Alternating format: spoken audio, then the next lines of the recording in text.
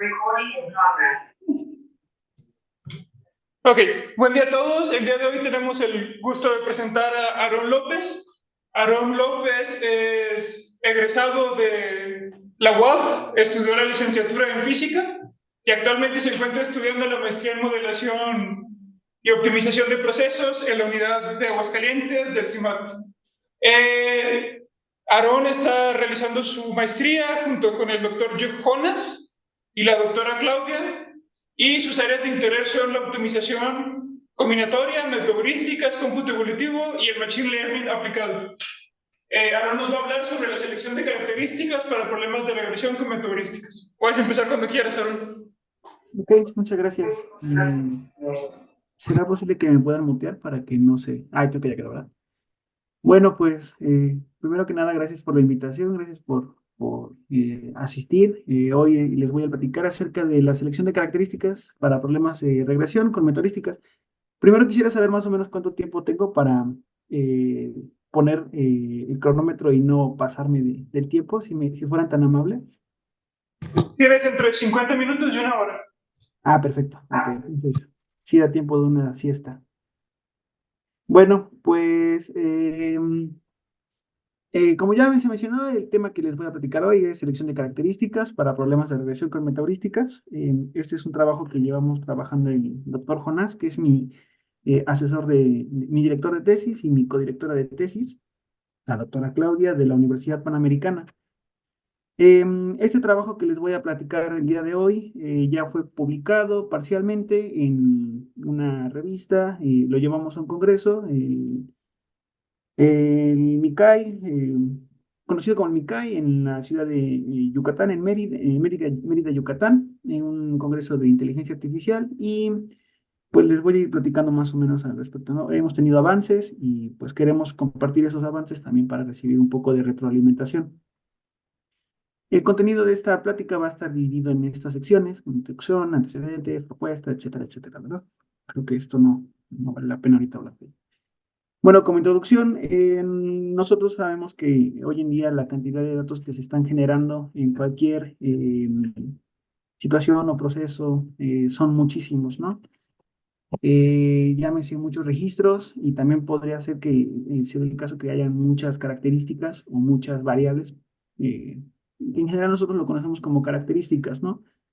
Por ejemplo, en problemas de clasificación y regresión, pues nosotros entre más información tengamos podría ser mejor, porque pues nos podría llevar a tener, a predecir de manera más precisa o clasificar de manera más precisa, pero tenemos que tener cuidado que también no caigamos en sobreajustes, ¿no? O utilicemos demasiadas características de modo que se castigue el performance o se hagan sobreajustes en lo que se quiera predecir, ¿no? Esto en el sentido de la predicción o de la regresión. Entonces, pues no todas las características son útiles, no todas las características son funcionales, algunas son repetitivas, redundantes, o hay algunas que inclusive no deberían de ir, ¿no? Por ejemplo, si nosotros quisiéramos predecir el clima de la ciudad de Aguascalientes a las 7 de la noche, pues tal vez sería útil que nosotros sepamos la temperatura en este momento, ¿no? O si se encuentra húmedo. Pongamos que si se encuentra húmedo el ambiente. Y también podríamos preguntar si está lloviendo. Y aunque pareciera ser que esa información es repetitiva, no es redundante. Y pues esto podría llevar a que el tiempo de procesamiento de los algoritmos de aprendizaje el performance sea menor o tarde más. Y en general, recabar y almacenar esta información puede llegar a ser inclusive un proceso pues tardado, ¿no? También debemos entender que se utilizan muchos recursos, tanto humanos como computacionales, para almacenar grandes bases de datos. Entonces, en lo que nosotros propusimos para este trabajo fue un algoritmo multiobjetivo, específicamente un algoritmo de estimación de distribuciones, un enfoque multiobjetivo, en el que nosotros utilizamos una red bayesiana para eliminar y descartar las características que no son útiles, ¿no? Queremos encontrar la relevancia y la redundancia entre el conjunto de características Y esta relevancia y redundancia también la utilizamos para generar la población inicial de nuestro algoritmo multiobjetivo. Y pues esta era nuestra pregunta de investigación, ¿no? Nuestra premisa de investigación. Ahora, como antecedentes, pues creo que conocemos lo que es el análisis de regresión. Nosotros tenemos un conjunto de características a las cuales nosotros le llamamos variables regresoras, y con estas queremos conocer cómo es la respuesta respecto a una variable dependiente que nosotros la conocemos como la variable a predecir, ¿cierto?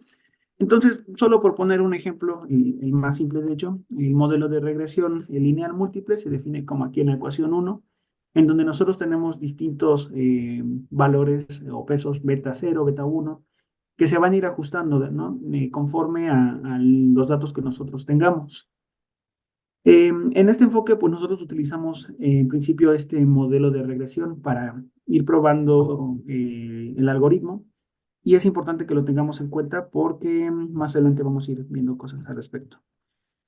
Entonces, pues la selección de características, en principio como nosotros lo estamos definiendo, es que si nosotros tenemos un conjunto grande de, digamos, de características, pues lo que nosotros estaríamos interesados es en encontrar un subconjunto de esas características, de manera que los modelos un modelo de regresión pueda mantener la simplicidad y no se castigue demasiado, no se penalice el rendimiento de utilizar este conjunto en comparación a que si utilizáramos todas las características, ¿cierto?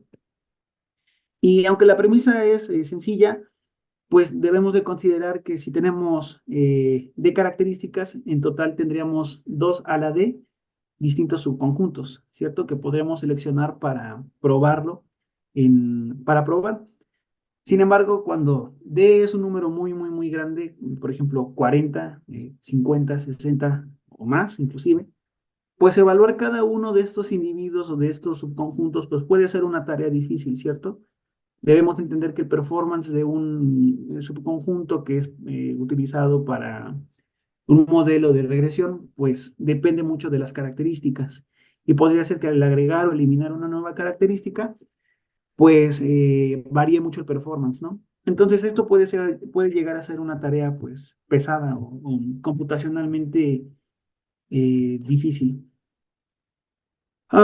Entonces, pues entre la información que nosotros estuvimos buscando alrededor de este tema para pues completar un poco lo que hay alrededor, encontramos que se han utilizado múltiples enfoques de multiobjetivo, algoritmos multiobjetivos, y entre ellos se encuentran los algoritmos genéticos, enjambres de partículas, evolución diferencial y un algoritmo bastante reconocido en el área que es el NSGA2. Y pues además han habido otros enfoques como búsqueda voraces en las que se utilizan estructuras como por ejemplo las redes bayesianas.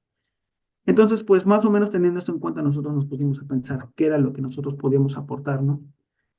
En ese sentido, pues nosotros aquí en la unidad Aguascalientes estamos trabajando con los algoritmos de estimación de distribuciones, que que vienen o basan su funcionamiento en los algoritmos evolutivos, en los que pues nosotros contamos con una población inicial, y esa población inicial la vamos pues modificando, por decirlo de alguna manera, de modo que conforme van avanzando las iteraciones o las generaciones, se les llama dentro de la jerga de los algoritmos evolutivos, pues cada uno de estos individuos de esta población pues van mejorando, ¿no?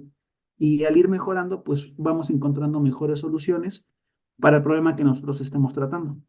Y en ese sentido, pues cada uno de nuestros individuos de esta población, pues se refiere a un subconjunto. De estos 2 a la D que mencionamos, pues se refiere a un subconjunto. Entonces, pues en estos algoritmos de estimación de distribuciones, lo que se utilizan son 2 mecanismos, los cuales son la estimación de parámetros y el muestreo de una distribución con estos parámetros. Para ello nosotros necesitamos seleccionar una cantidad de individuos, podrían ser un parámetro dentro del algoritmo, y Con estos vamos a calcular este parámetro que después lo vamos a utilizar para muestrear nuevos individuos, ¿cierto? Estos mecanismos son la base, en síntesis, la diferencia entre los algoritmos evolutivos, porque en los algoritmos evolutivos se utiliza cruce y mutación.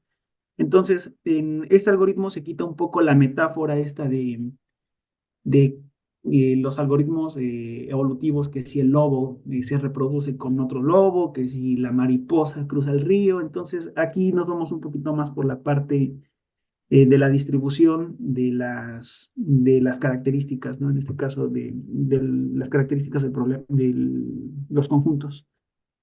Entonces, en principio, este sería como un diagrama de flujo del algoritmo de estimación de distribuciones. Yo diría que es el canónico, por así decirlo, en el que nosotros tenemos una población inicial, nosotros la creamos. En este sentido, pues hay distintas formas de poder generar la población inicial. Podría ser utilizando conocimientos bien sabidos sobre el problema que estamos tratando, o podría ser de manera aleatoria, ¿verdad? Ahí tendríamos que evaluar cuál es lo mejor, qué ofrece mejores resultados, y eso ya nos podría decir qué tan bueno es el algoritmo, o qué tan buenas pueden ser las soluciones que podemos encontrar al final del algoritmo. Entonces, nosotros tenemos aquí un loop en el que nosotros vamos a estar repitiendo esta secuencia de pasos hasta que se cumpla una condición de parada, ¿no?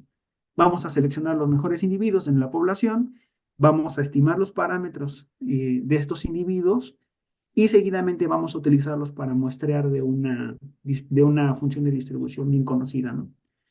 Seguidamente, pues vamos a evaluarlos y vamos a repetir este proceso, como les comenté. Una vez que se termina este loop, o que se alcanza la condición de paro, pues nosotros vamos a regresar al mejor de los individuos.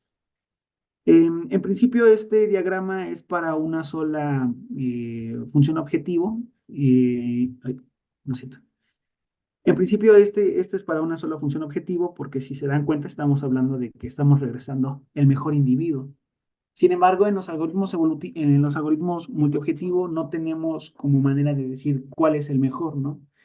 Porque si tenemos dos números o tenemos muchos números con que compararnos, pues no podemos establecer una definición clara de cuál es mejor. Entonces, debemos de partir del hecho de que en nuestro algoritmo lo que nosotros necesitamos es una representación para cada subconjunto o para cada individuo dentro de nuestra población.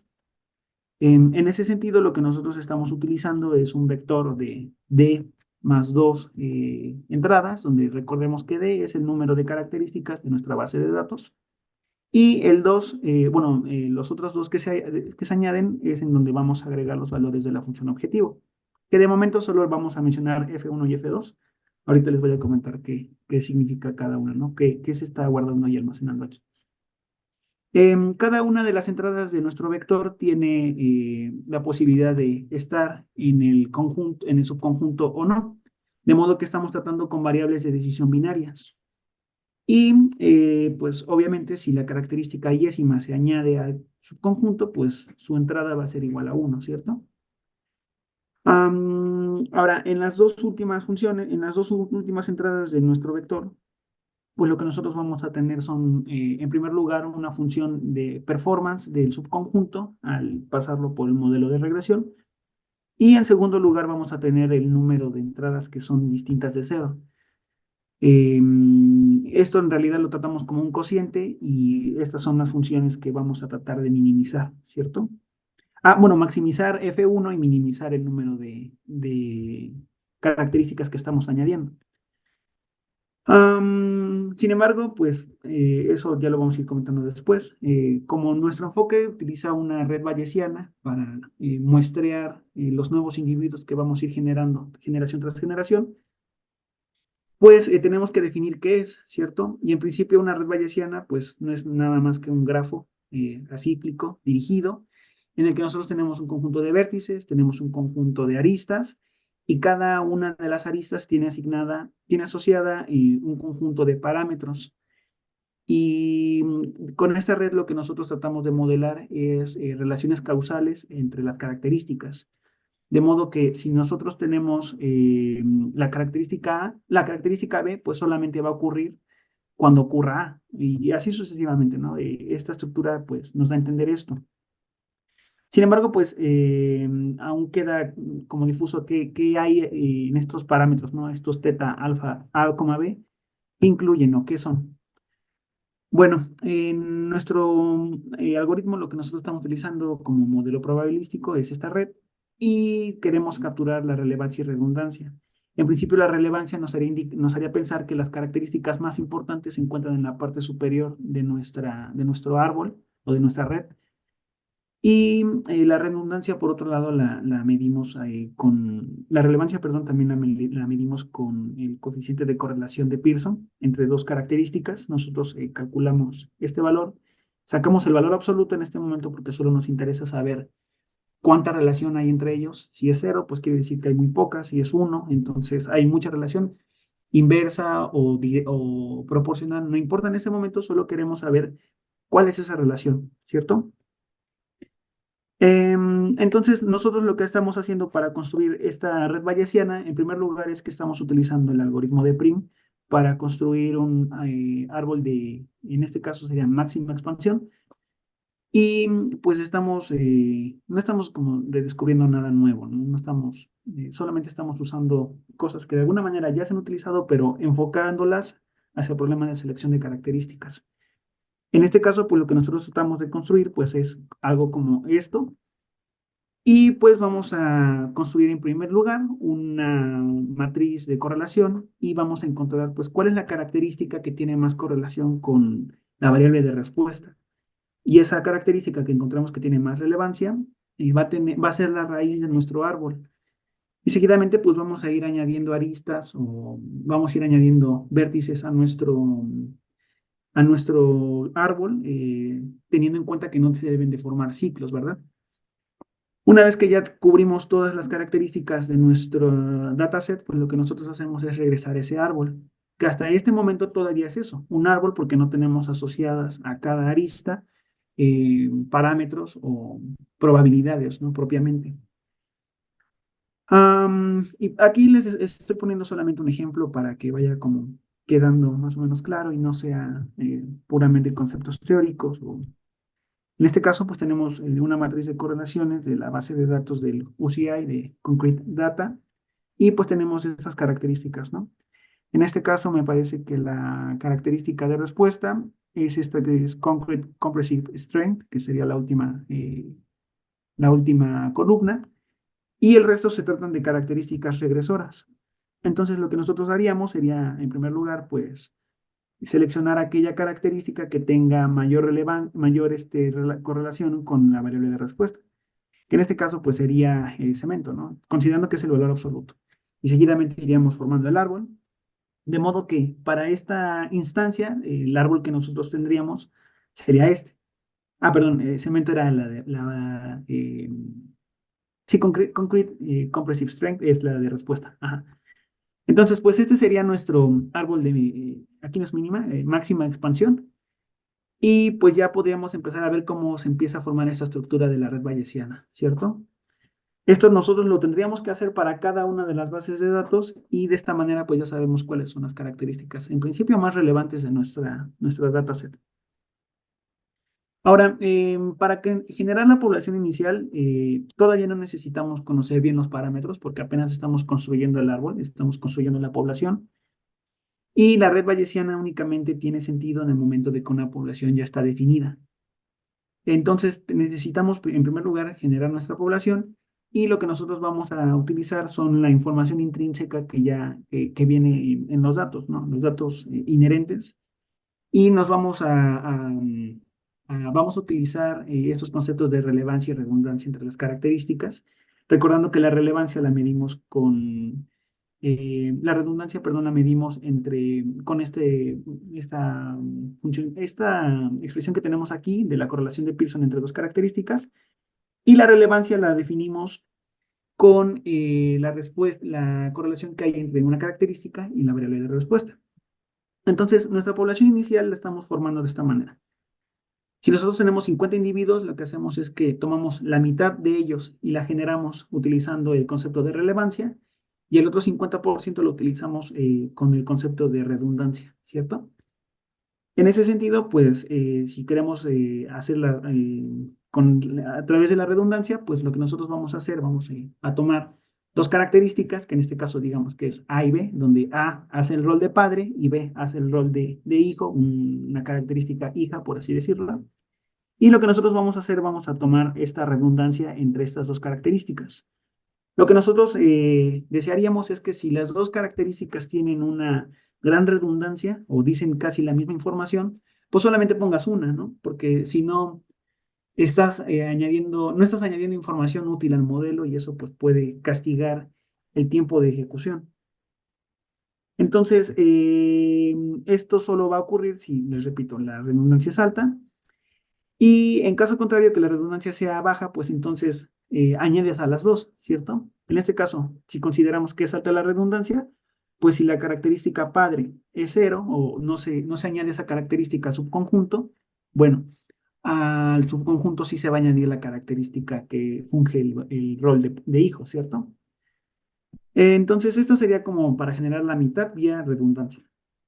Si nosotros ahora queremos generar vía relevancia, pues es lo que ya les comenté hace un momento. Vamos a tomar las características y vamos a tomar este valor de correlación entre la característica que nosotros estamos interesados en muestrear o en asignar y la variable de respuesta. Y nosotros vamos a tomar el valor absoluto del coeficiente de correlación de Pearson y vamos a hacer una prueba Bernoulli. Y ya vamos a ver si la probabilidad de que se asigne es muy alta, pues entonces en la mayoría de los individuos va a existir esa característica, ¿cierto? Entonces lo estamos haciendo de esta manera como para mantener, bueno, más que nada para respetar la estructura de los datos. Esto se va a hacer para cada una de las características y finalmente lo que nosotros también estamos agregando es una característica que contenga, un individuo, perdón, que contenga todas las características o que contenga todas las variables, ¿no?, de nuestro dataset. Esto lo hacemos solamente para probarlo y no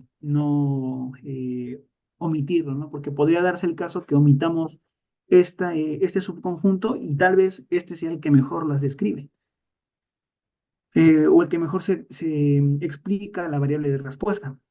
Entonces, ahora sí, una vez que ya tenemos construida nuestra población inicial, lo que nosotros hacemos es que las vamos a evaluar a estos subconjuntos. Vamos a probar cada uno de estos subconjuntos y vamos a saber cuál es su performance. Vamos a saber cuántas características utiliza del total. Y una vez que ya tenemos a cada uno de los individuos de nuestra población evaluados, pues lo que nosotros estamos interesados es en formar grupos o en establecer relaciones de órdenes entre nuestras soluciones. En este caso, en este sentido, pues nosotros tomamos el concepto de dominancia entre soluciones y establecemos esta regla. Nosotros decimos que una solución X domina una solución Y si el performance de una solución X es menor que el performance de la solución y el cociente de la solución X es menor o igual que el cociente del número de características seleccionadas entre el número total de las características, ¿verdad? Entonces, una vez que nosotros rankeamos estas soluciones, pues tenemos esta clase de fenómeno o efecto en el que nosotros encontramos que, en este caso, las soluciones que están coloreadas de color azul, pues dominan al resto de soluciones, a las que están en color rojo y en color verde, ¿cierto? Si nosotros omitimos por un segundo estas soluciones azules, pues, y nos enfocamos únicamente en las rojas y en las verdes, pues podremos pensar que las rojas dominan a las soluciones verdes. ¿Por qué? Porque tienen un menor valor en el en el performance y podría darse, algunas de ellas también tienen un menor número de este cociente, ¿no? Entonces, esto es muy necesario porque nosotros vamos a utilizar este concepto para ahora sí estimar los valores o los parámetros de nuestra red bayesiana, que nos van a determinar cuándo agregamos una y cuándo no, cuáles son las soluciones que tienen mejor performance y vamos a utilizar esa información de los mejores individuos para muestrear y encontrar nuevos individuos que tal vez sean mejores que los que ya tenemos, ¿no? Encontrar combinaciones que nos den mejores subconjuntos y que tengan, pues, precisamente esto, ¿no? Que sean, tengan mejor performance. Entonces, en principio, lo que nosotros estamos calculando, estamos tomando el 50% de los mejores individuos de esta población, suponiendo que eh, en nuestra ejecución tenemos este escenario, nosotros tomamos el 50% de los individuos para estimar los parámetros, que en este caso, si nosotros contamos, son 10 soluciones que están en este plano, y nosotros vamos a tomar 5 en este caso, que curiosamente serían las del frente cero, ¿no? Nosotros decimos que esta línea azul corresponde al frente cero, la línea roja corresponde al frente uno, la verde al frente 2 y así sucesivamente. De modo que si estamos interesados en el 50% de la población para calcular los parámetros de la red bayesiana, pues vamos a tomar únicamente las soluciones que están en el frente cero.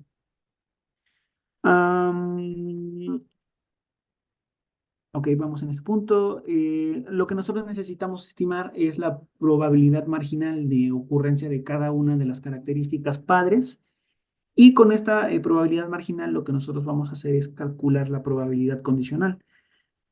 Una vez que ya hemos calculado estas probabilidades marginales, somos capaces de estimar esta probabilidad condicional, que finalmente debemos de entender que hay únicamente 4 eventos, en la que si nosotros sabemos que el BI es el nodo padre y BJ es el nodo hijo, pues hay 4 opciones, ¿no? Que ninguna de las dos se agreguen, que se añada al nodo hijo, dado que el nodo padre ya existe, que se añada al nodo hijo. No, mentira, que no se añada porque el nodo padre sí se añade, que se añadan los dos y que se añada al nodo hijo, dado que el nodo padre no se añade, ¿cierto? Entonces, nosotros utilizando la información de los mejores individuos, pues que estimamos esta probabilidad. Y nosotros vamos a tener que cada una de las aristas de nuestra red que tenemos por acá, estos teta A, B, pues va a tener 4 números, ¿no? 4 probabilidades que van a corresponder a cada uno de los escenarios que tenemos en esta diapositiva. Recordando que nomás nosotros en este momento o en un principio lo habíamos definido como el 50% de los individuos de la población. Eso también es un parámetro finalmente. Entonces, una vez que nosotros ya tenemos definidos todos los parámetros de nuestra red bayesiana, pues ya hemos definido bien el problema y únicamente lo que tenemos que hacer es calibrar el número de ejecuciones, el número de individuos y ver qué ocurre, ¿no? Ver cómo funciona la propuesta. En ese sentido, pues tenemos ya bien claro que las funciones objetivos, que aquí hay un error, ignórenlo. En ese sentido, pues ya tenemos bien definidas las funciones objetivo y en este caso debemos de notar que estamos minimizando las dos. Habíamos mencionado originalmente que queríamos maximizar el performance, pero podemos convertirlo a un problema de minimización al restarle uno menos el performance. Entonces, nosotros queremos minimizar estas funciones, teniendo en cuenta pues, que tenemos una base de datos que tiene de características, que cada individuo de la población o cada subconjunto tiene a lo más de características en el conjunto, y pues eso sería todo, ¿no? Ya tenemos en principio el problema definido. Hay que recordar que estamos utilizando el modelo de regresión lineal múltiple en este momento, solamente para tenerlo en cuenta, ¿no? De modo que si hacemos nosotros un diagrama de flujo de la propuesta que les estoy platicando, pues sería este diagrama. En un principio creamos nuestra red bayesiana, que en este punto pues solamente es un árbol, porque estamos interesados en las relaciones que hay entre las características. Evaluamos esa población y entramos en este loop, ¿no? Nosotros vamos a seleccionar a los mejores 50 individuos, al mejor 50% de nuestra población, y vamos a estimar los parámetros de nuestra red bayesiana con estos individuos, los mejores individuos, Vamos a utilizar estos parámetros para encontrar nuevos individuos que van a fungir como la próxima generación de nuestro algoritmo evolutivo, ¿no? Nuestro algoritmo de estimación de distribuciones. Y vamos a hacer esto un número determinado de ocasiones, ¿no?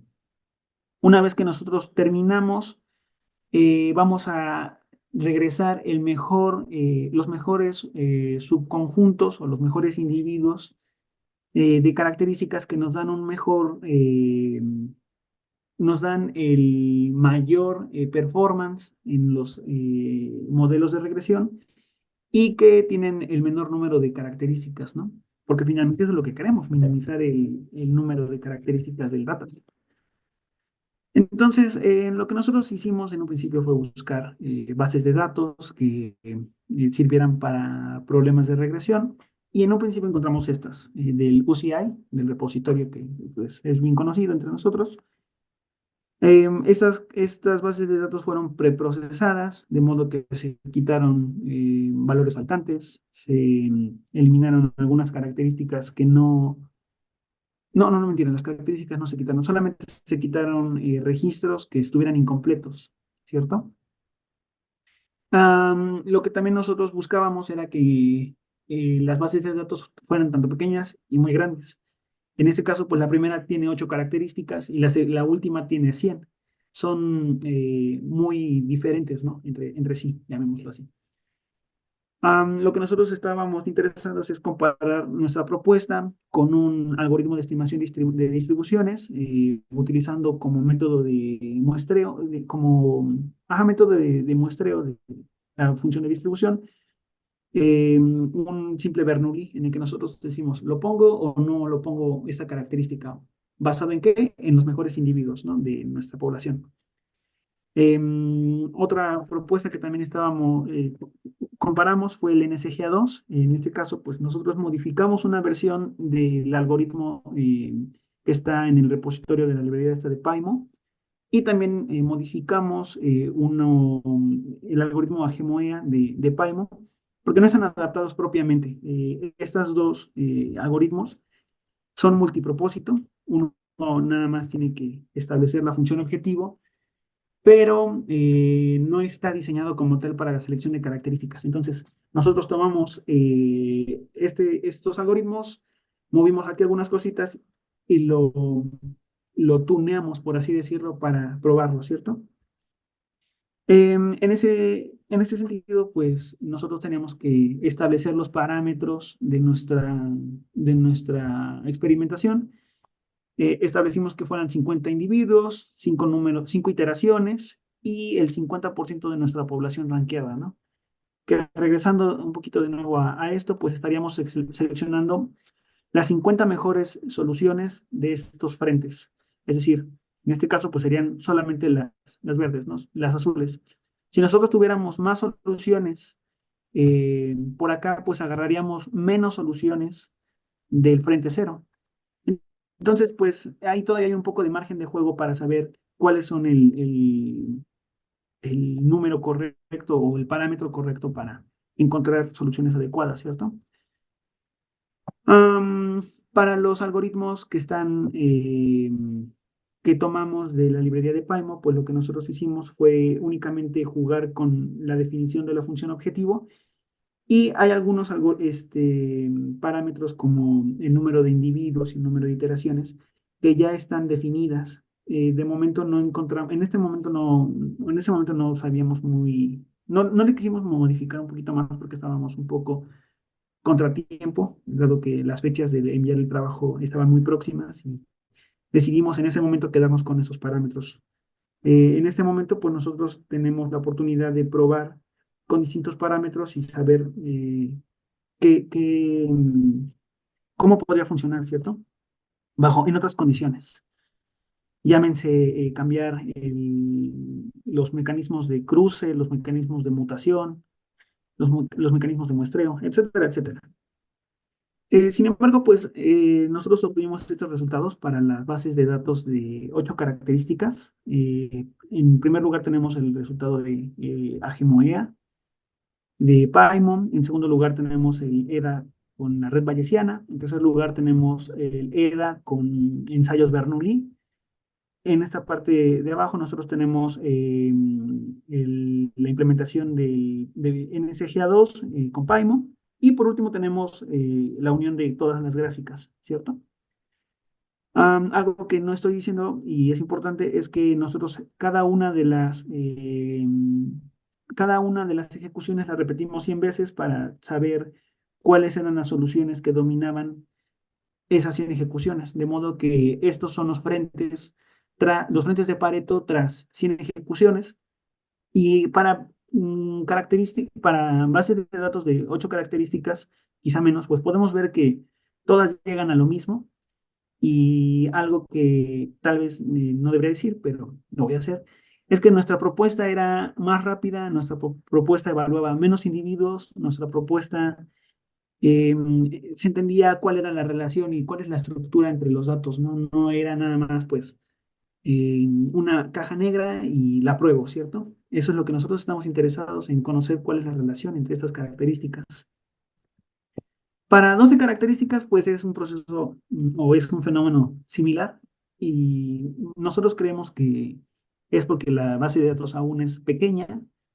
Lo que sí debemos de notar es que el performance está pegado a 1 y eso quiere decir que el modelo de regresión lineal pues tal vez no sea muy adecuado para esta base de datos, ¿no? Lo que nos lleva a pensar que debemos explorar otros modelos de regresión que se ajusten de mejor manera a esta base de datos. Sin embargo, nuestro algoritmo obtiene las mismas soluciones en menor tiempo, con menos número de evaluaciones y entendiendo pues esta relación entre las características. Lo cual hasta aquí es bueno, ¿no? Quiere decir que lo que pensamos y lo que nosotros definimos está funcionando. Para 32 características es cuando las cosas se empiezan a poner interesantes. En primer lugar, debemos de darnos cuenta que esta base de datos pues también tiene algo raro, porque finalmente todas las soluciones parecen estar como aglomeradas y hay una que en la geometría lo podemos ver, hace que la gráfica no se le puede hacer aquí como un zoom, ¿no? Sin embargo, pues las soluciones pareciera ser que están bastante parecidas. Podemos ver que las soluciones se distribuyen bien en el frente de Pareto, de modo que nuestro algoritmo tiene esa capacidad de no quedarse tan atrapado en óptimos locales. Eso no ocurre, por ejemplo, en el EDA Bernoulli, en el que podemos ver que el número de soluciones es menor, ¿cierto? Y están menos distribuidas que en el EDA con la red bayesiana como método de muestreo. Para una base de datos de 90 características, pues aquí hay más información. Podemos darnos cuenta que los resultados de Agemoea dominan en cierta región a las soluciones que nosotros encontramos, pero en los otros casos, pues nuestras soluciones son muchísimo mejor que hacer únicamente un EDA con ensayos Bernoulli y las soluciones que se encuentran por NSGA se encuentran dominadas por nuestras soluciones. Sin embargo, en este momento nuestro competidor es el algoritmo de Agemoea. ¿Por qué? Pues aquí lo vemos, ¿no? Entre 0.37 y 0.38, las soluciones que nosotros encontramos se encuentran dominadas o son de mejor calidad. Utilizas menos características que las que nosotros encontramos. Entonces ya estamos hablando de márgenes de mejora, ¿no? En donde hay oportunidades de mejora. Para 100 características, aquí me faltó un 0 en la parte del header. Vemos que el Agemoea en este caso pasa algo muy curioso, ¿no? Que se comprime y las soluciones no están tan distribuidas como nuestra implementación. Y eso pues quiere decir que tal vez no funciona tan bien en todos los casos el Agemoea, ¿no? No termina por ser una referencia tan fiable, por decirlo de alguna manera. Algo bueno es que nuestras soluciones dominan a todas las demás. Pero pues no nos quedamos satisfechos con eso, ¿no? Que nosotros queríamos, bueno, primero, lo que yo les mencionaba era que el número de evaluaciones y el tiempo de ejecución pues era menor, salvo en la base de datos de Community Scribe, que es la última de 100 características, pues el EDA Bernoulli era un poco más rápida, solo un poco, y el número de evaluaciones era menor. Estamos hablando de una evaluación menos. Entonces no es grande la diferencia. Por ejemplo, en las bases de datos pequeñas podemos ver que nuestra implementación tiene 88 evaluaciones y el resto llegan a tener hasta 157 evaluaciones, ¿no? 157 subconjuntos evaluados. Es decir, estamos un poquito a la mitad de lo que otros algoritmos evalúan, ¿cierto? Sin embargo, pues nosotros sí queremos hacer las cosas bien, queremos trabajar y amamos esto que hacemos, entonces pues nos pusimos a pensar en cómo podíamos mejorar esta implementación. Entonces lo que nosotros propusimos fue utilizar, bueno, lo que mi asesor me propuso fue utilizar dos redes bayesianas en la que una de ellas fuéramos agregando como en la implementación anterior, el 50% de las soluciones, de las mejores soluciones de acuerdo al ranqueo que les acabo de mencionar, y en la otra red bayesiana, utilizar solo las soluciones del frente cero. Y nosotros con esto agregamos un factor beta en el que nosotros determinamos el peso de cada una de las redes bayesianas. Si nosotros decimos que beta es igual a 1, pues únicamente vamos a atender a las soluciones o a la red con las soluciones del frente cero. Y si beta es igual a 0, pues entonces nos estamos atendiendo a las soluciones de los mejores individuos de acuerdo a ese porcentaje, ¿no? Que era el 50. Entonces, con esto lo que nosotros queremos hacer es meter un poco de ruido a las distribuciones entre las características y salir de óptimos locales. Si nosotros queremos ver un poquito de manera gráfica a qué nos referimos con esto de las dos redes, pues sería básicamente esto. Nosotros tenemos del lado izquierdo la red con los parámetros que se calculan con el 50% de los mejores individuos y del lado derecho pues tenemos los del frente cero, es decir, los mejores, ¿no? Las soluciones que dominan definitivamente a el resto de soluciones.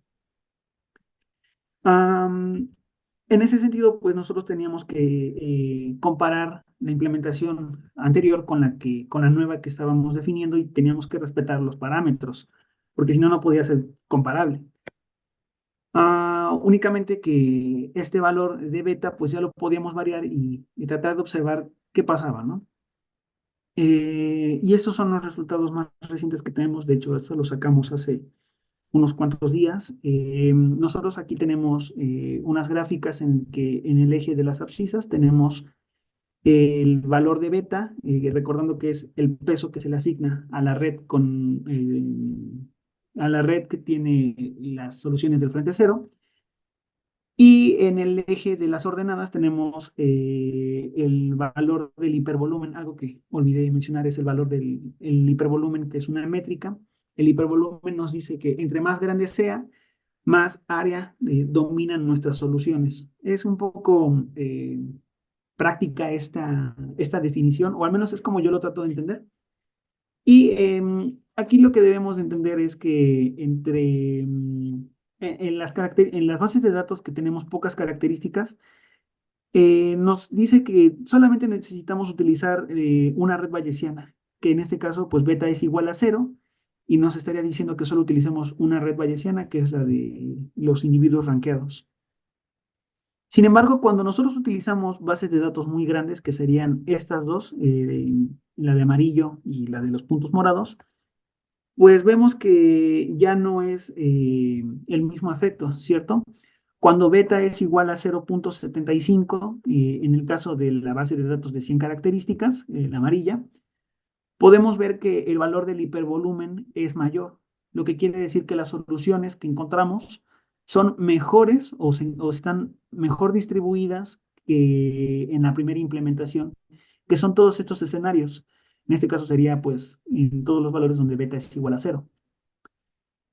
Lo cual nos lleva a pensar que las dos redes bayesianas sí son útiles porque encontramos soluciones que están mejor distribuidas a través del frente de Pareto. En el caso de la base de datos de 90 características, la de George Prediction, pues ocurre algo similar, solamente que aquí es un poco más ruidosa porque correr 100 veces este algoritmo pues es un poco eh, cansado, es un esfuerzo computacional grande y únicamente lo corrimos 10 veces. Sin embargo, pues podemos ver que aún con un valor de beta igual a 0,75, pues hay margen, hay mejores soluciones y los frentes están mejor distribuidos que si solamente utilizáramos una red bayesiana. Y por último, el elefante en el cuarto. Esta base de datos se ve horrible y nos dimos cuenta que esta base de datos tiene estructuras que de alguna manera no conocíamos. En este caso, lo que estamos haciendo es un K-many-folds de esa base de datos que se llama Forest Files y estamos viendo que las soluciones y en general el frente de Pareto depende muchísimo de cuáles sean los registros o los datos que nosotros utilicemos para hacer el modelo de regresión. Entonces, esto lo que nos ayuda o lo que nos deja pensando es que tenemos que encontrar cuáles son estas bases o caracterizar estas bases antes de meterlas al algoritmo, de modo que nosotros sepamos que los resultados van a ser, o que no ocurre esto, ¿cierto? Que los resultados de los distintos modelos varían de acuerdo a cuáles sean las características, los registros que nosotros utilicemos. Y para esto, pues estamos pensando en trabajar un poquito de análisis topológico de datos, algo así estamos tratando de investigar como preprocesamiento o preanálisis, por llamarlo de alguna manera, para nuestro algoritmo, ¿no? En un principio nosotros pensábamos que que fuera para un problema de regresión, podíamos meterla. Sin embargo, esto va acotando un poco cuáles sí y cuáles no. Y bueno, como conclusiones finales, pues nosotros propusimos un algoritmo de estimación de distribuciones en el que se atienden a bases de datos enfocadas a problemas de regresión. Lo estamos haciendo con un enfoque multiobjetivo.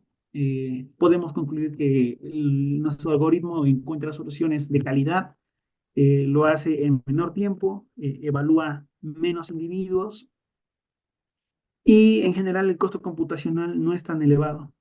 Si bien es cierto que en los datasets grandes aún tenemos un margen de mejora que estamos intentando calcular cuál es ese valor de beta de modo que nosotros podamos meter una base de datos grande y tener buenos resultados, pues en eso mismo estamos trabajando hoy por hoy, ¿no? En que para bases de datos muy grandes ya podamos definir bien cuál es el valor de este parámetro beta. Y pues como trabajo futuros, pues es esto mismo que les acabo de comentar. Finalmente, las dos redes sí funcionan. Estamos por saber cuál es ese valor de número de iteraciones, número de individuos, etcétera, los parámetros. Estamos tratando de probar nuevos modelos de regresión, no sean únicamente el modelo simple, el modelo de regresión múltiple. Y también estamos un poquito interesados en desarrollar pues un poquito una interfaz que sea pues family friendly para cualquier persona que esté interesada en utilizar esto y aprovecharse de este desarrollo y este esfuerzo que se está haciendo dentro de de la unidad Aguascalientes. Y pues bueno, esto sería todo. Mis referencias son las más importantes estas, pero si alguien tiene interés en lo que les acabo de comentar, con mucho gusto me puede contactar y se las puedo dar con mucho, vaya, se las puedo pasar. Y eso sería todo. Agradecemos a Aaron por su charla.